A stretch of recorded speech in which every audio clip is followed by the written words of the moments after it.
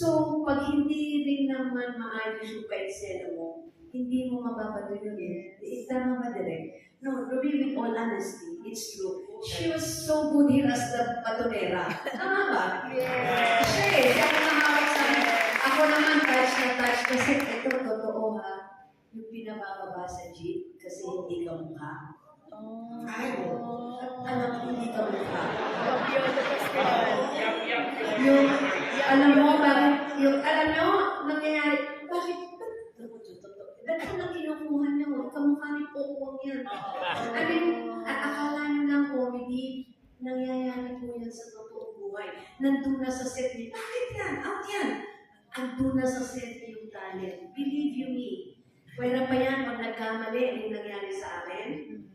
Totoo po yan. Testigo ako sa eksena niyan at rather not say anything or mention names. Testigo ako sa nangyaring ganyan. Kaya alam ko ang pakiramdam nito dahil andun ako sa set na mayroong isang talent na nasigawan ng ganyan. Believe you me, totoo po yun. Ako po, gusto ko lang po idagdag para ipakita kung gaano, naalala ko ngayon, kung gaano ka-humble si governor siya. Pero, yung mag-i-eksena po siya, after yung eksena, tama ba, Rubino? Tama ba ito? O tama ba, Tart? Kung sinong nakakatanong, di ba po, tinatanong niya kami, gano'n. Tapos, kami naman, parang feeling equal talaga.